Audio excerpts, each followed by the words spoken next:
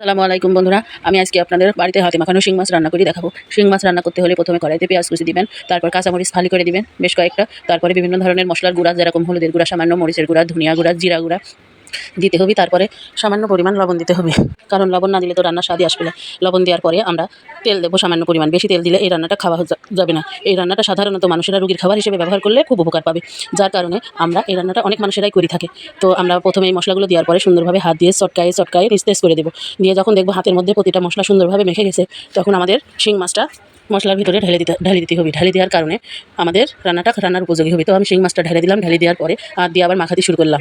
মাখায় মাখায় যখন দেখবো যে শিং মাছের ভিতরে প্রত্যেকটা মশলা সুন্দরভাবে ঢুকে ঢুকে যাচ্ছে, তখন বুঝতে হবে যে এর মধ্যে সামান্য পানি দিতে হবে। বেশি পানি দেওয়া যাবে না, বেশি পানি দিলে পরে ওই রান্নাটা মাছ নরম হয়ে গলে যাবে, গলে গেলে কত ভালো লাগে না, যার কারণে সামান্য পরিমাণ পানি দিতে হবে। পানি দেওয়ার পরে 5 মিনিটের মতো রেস্টে রাখতে হবে। রেস্টে রাখলে কী হবে, মশলাটা ওর ভিতরে সুন্দরভাবে চলে যাবে। তারপরে আমরা চুলায় বসাবো। 5 মিনিট পর বসানোর পরে যখন ফুটে উঠবি, তখন মনে করেন রান্নাটা প্রায় শেষের দিকে। রান্নাটা শেষ হয়ে গেলে আমরা বুঝবো যে আমার রান্না কমপ্লিট। আমি চুলা থেকে সুন্দরভাবে নামাই নেব। দেখুন বন্ধুরা, আমার রান্নাটা কত সুন্দর হয়েছে। তো আপনারা যদি আমার রান্না দেখতে চান, আমার চ্যানেলটা ফলো করবেন এবং সুন্দর সুন্দর রান্না পাবেন।